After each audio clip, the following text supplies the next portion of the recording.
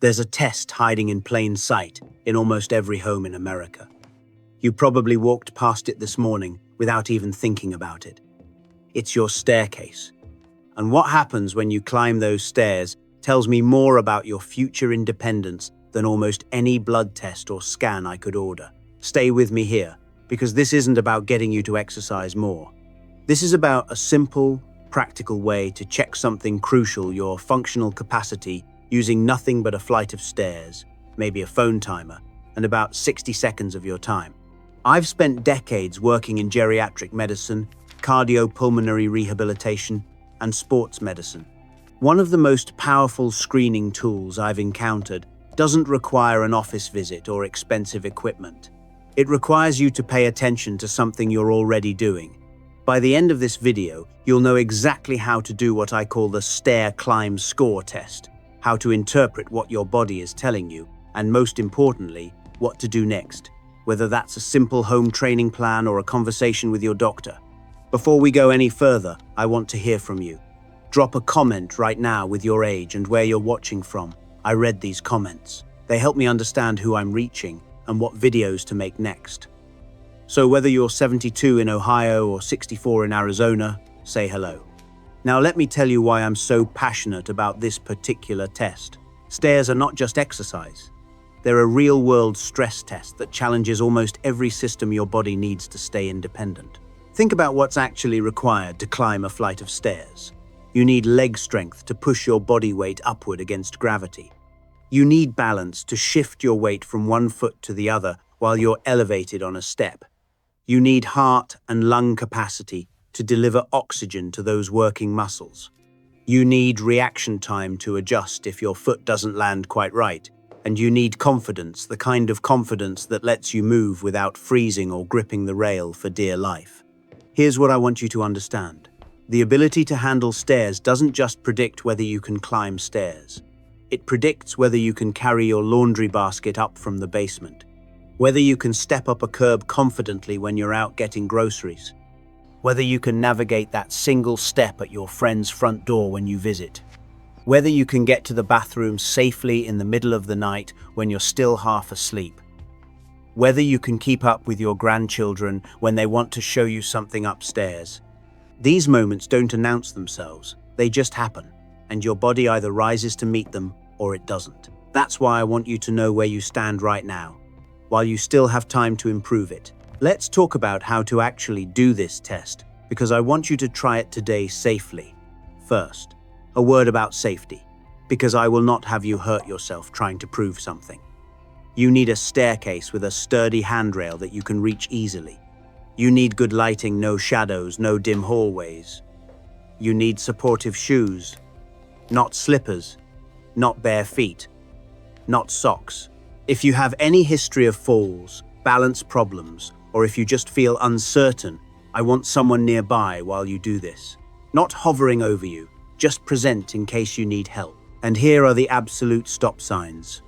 If at any point during this test you feel chest pain or pressure in your chest, fainting or near fainting, severe shortness of breath that frightens you, severe dizziness, weakness on one side of your body, new confusion, or anything that makes you think something is wrong, stop immediately.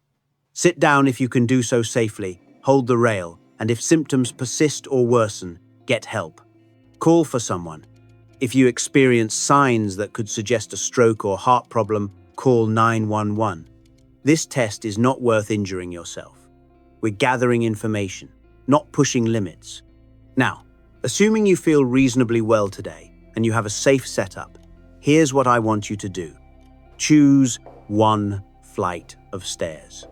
That's typically somewhere between 10 and 16 steps in most homes.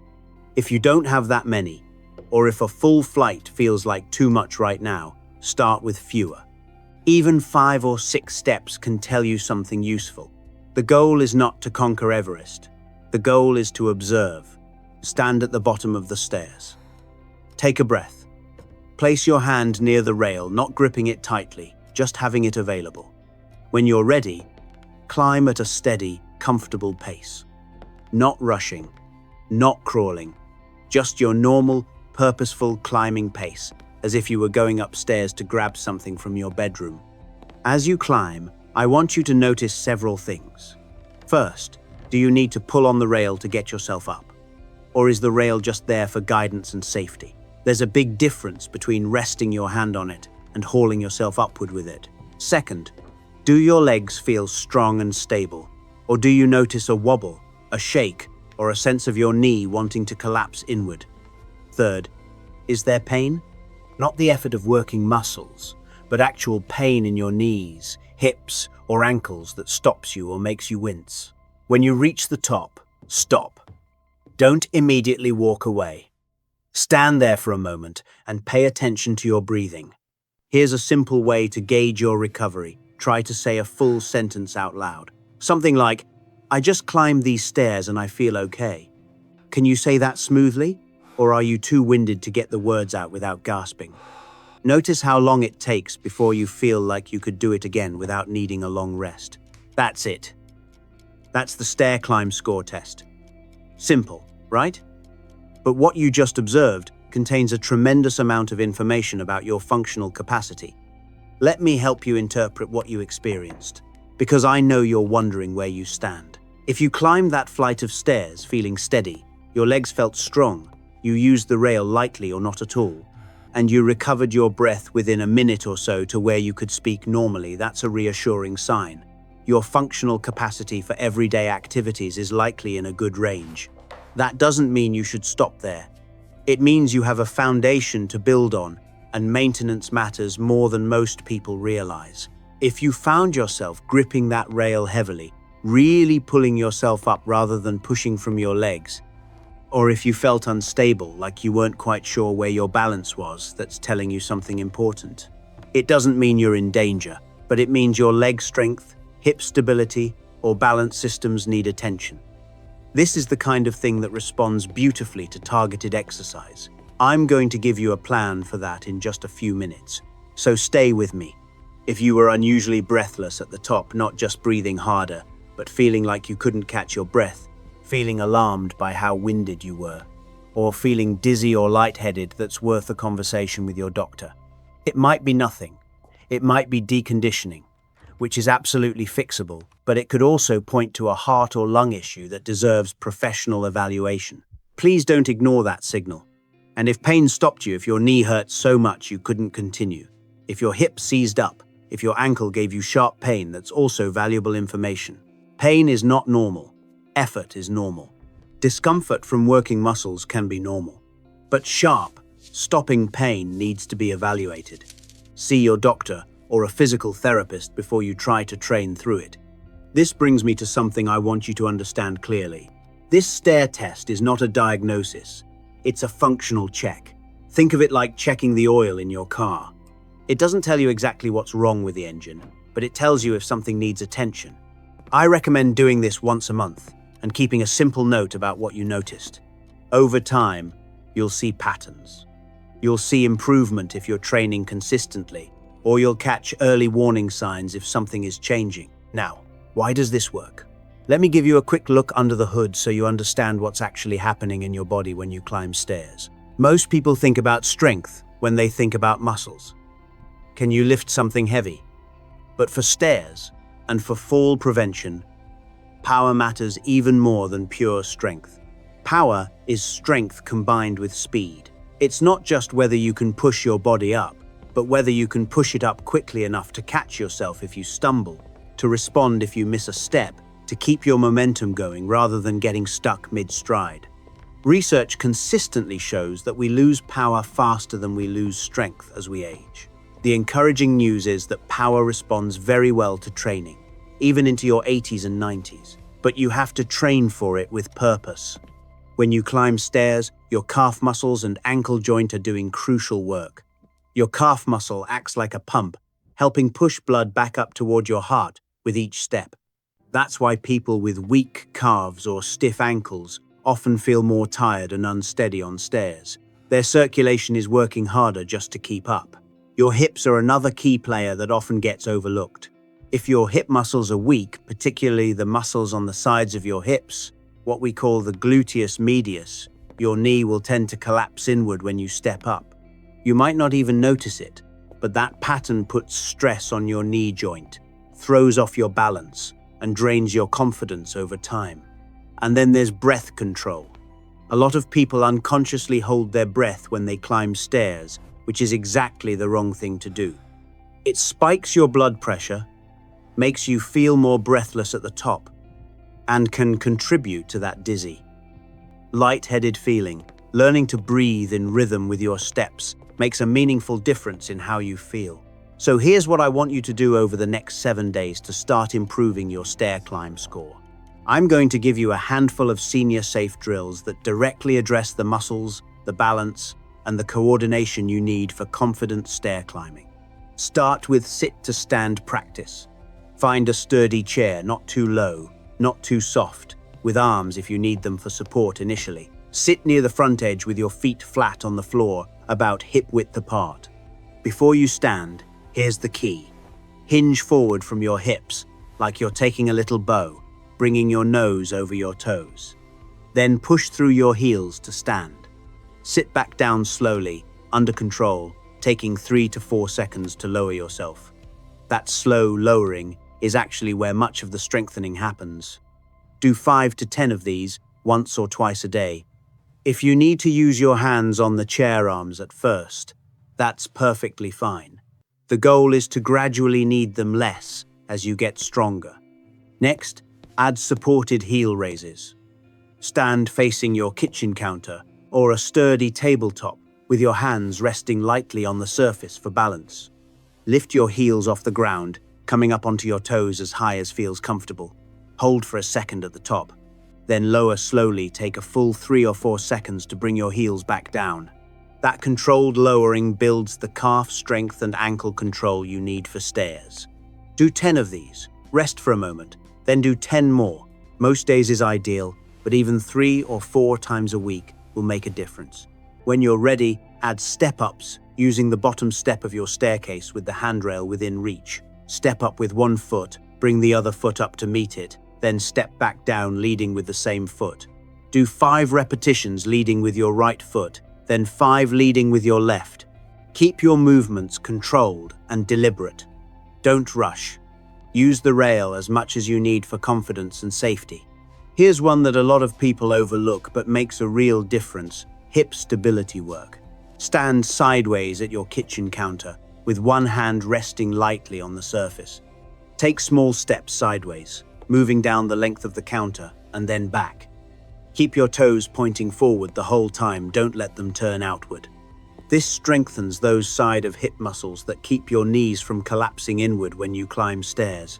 10 steps in each direction, once or twice a day. For ankle mobility, try wall ankle rocks. Stand facing a wall with both hands on it for support. Step one foot slightly behind you with toes pointing forward. Gently rock your front knee forward toward the wall, keeping your back heel on the ground. You'll feel a gentle stretch in the back of your lower leg and around your ankle. Hold for a few seconds, then ease back. Repeat 5 times on each side. Stiff ankles make stair climbing much harder than it needs to be, and this simple drill helps restore that mobility. Finally, practice your breathing while you actually climb. The next time you go up your stairs, try this. Exhale as you push up each step. Inhale during the transition as you bring your feet together or prepare for the next step. That exhale on effort pattern keeps you from holding your breath and helps you maintain a sustainable rhythm. It feels strange at first, almost like patting your head and rubbing your stomach. But within a few days it becomes natural, and it makes a noticeable difference in how you feel at the top. Aim to do something from this routine most days, even if it's just 1 or 2 exercises when time is short. 3 times a week is the minimum if you want to see real improvement in your stair climb score. Progression happens when things start to feel easier. That's when you add a repetition, try to use the rail less, or slow down the lowering phase even more. But never sacrifice form for intensity. Form and safety always come first. If you have knee pain, modifications matter. Work in whatever range of motion doesn't hurt. Slow down. Use the rail generously without any shame about it. And if pain persists despite these adjustments, please talk to a physical therapist or your doctor. Pain is a signal asking for attention, not something to bulldoze through blindly. Now I need to tell you about the hidden factors that wreck stair performance after 60, because sometimes the problem isn't your muscles at all. Rushing is a big one. I see this constantly. You're carrying something. The phone is ringing. Someone's at the door. So you hurry up the stairs and your body doesn't have time to coordinate properly. You misstep. You grab the rail frantically. That's not a muscle problem. That's a pacing problem. Slow down deliberately. The phone can wait. Turning your head while climbing is another hidden hazard that catches people off guard. If you're looking back over your shoulder while going up or scanning around for something, your balance system gets conflicting information. Your inner ear says one thing, your eyes say another. Head turns belong on flat ground, not on stairs. Footwear matters far more than most people realize. Those comfortable slippers with smooth bottoms, they're a fall waiting to happen on stairs. Backless shoes let your heel slip at the worst moment. Socks on wooden stairs are dangerously slick. Wear supportive shoes with non-slip soles, even inside your own house. This is one of the simplest changes you can make. Low light at night is a setup for disaster. If you're getting up for the bathroom and you don't turn on a light because you don't want to wake up fully, you're essentially climbing stairs blind. Your eyes after 60 need more light to see contrast and edges than they did at 40. Keep a nightlight near your stairway, or just use the light. A few seconds of brightness is worth not falling. Dehydration and skipped meals cause more stair problems than you might think. When you're even mildly dehydrated, your blood volume drops. Your blood pressure can lag when you stand up, and you feel lightheaded. If you haven't eaten and your blood sugar is low, you'll feel weak and shaky. These are completely solvable problems. Drink water throughout the day. Eat regular meals. Your stairs will feel easier. Medications and recent dose changes can affect your balance and energy in ways that show up dramatically on stairs. I'm not telling you to change anything that's between you and your prescribing doctor. But if you've recently started a new medication or had a dose adjusted and you're suddenly struggling more on stairs, mention that connection to your clinician. It might be very relevant. Weak hips and glutes, as I mentioned earlier, cause your knee to buckle inward. If you notice your knee diving toward your other leg when you step up, that's a hip strength issue masquerading as a knee issue. The side-stepping exercise I described targets exactly this pattern. Ankle stiffness forces your body to work around the problem, which often means you climb stairs with an awkward gait that throws off your whole balance chain. Those ankle mobility drills directly address this limitation. And poor sleep deserves a mention. When you're exhausted, your reaction time slows, your coordination suffers, and your muscles fatigue faster. If you're not sleeping well, your stair performance will absolutely show it. Address the sleep issue, and the stairs get easier as a bonus. Let me pause here and ask you something. I want you to really think about this and share your answer in the comments. Which is harder for you right now, getting up from a chair, climbing stairs, or feeling steady when you turn around? These three challenges tell me a lot about where someone's specific vulnerabilities are. Your answer helps me know what topics to cover in future videos, so please take a moment to share. If you're finding this helpful, I'd genuinely appreciate it if you'd hit the like button. That simple action helps more people over 60 find this information, and that matters to me. This knowledge shouldn't be hidden. If you're not already subscribed, consider subscribing so you don't miss what's coming next. Now, let me bring this all together for you. What I've given you today is a practical tool you can use for the rest of your life. The Stair-Climb Score test is something you can do in your own home, with nothing fancy, in about a minute. It tells you how your leg strength, balance, heart, and lung capacity and coordination are all working together as a system. It gives you a baseline you can track month after month to see exactly where you stand. If your test went well, that's wonderful. Keep building on that foundation with the exercises I've described. Maintenance matters more than most people appreciate, because the goal isn't just to maintain, it's to build reserves for the unexpected moments life throws at you. If your test revealed some concerns, heavy reliance on the rail, instability, breathlessness that surprised you, pain, you now have information you can act on. Start with the gentle exercises I've outlined if that feels appropriate for your situation. If your symptoms suggest something that needs professional evaluation, please get that evaluation. Catching issues early is always better than catching them after a fall. Here's what I want you to remember above all else. Improvements are genuinely possible at any age. I've seen patients in their 80s and 90s get meaningfully stronger and more confident on stairs with consistent, targeted practice. The body responds to progressive demand. If you ask more of your muscles, if you practice your balance, if you build your capacity safely and steadily, your body adapts. This isn't wishful thinking. It's basic physiology, and it works. My challenge to you is simple. Today, or within the next 24 hours, do the Stair-Climb Score test. Do it safely, with the handrail available, with good lighting, with someone nearby if you need that support. Then come back here and comment what you noticed. Was the effort harder than you expected? Were you steady or did you wobble? How quickly did your breath recover? Did anything surprise you? I want to hear about your experience because your feedback shapes what I create next. I'll leave you with this thought. This isn't about climbing stairs for the sake of climbing stairs. This is about keeping your independence. It's about being able to live in your own home on your own terms, to visit your family without worrying about their front steps, to carry what you need to carry, to move through your world with confidence instead of fear. That independence is worth protecting, and you absolutely can protect it, not by hoping for the best, but by knowing exactly where you stand and taking small, consistent action to make it better. You've got this. Take care of yourself, and I'll see you in the next one.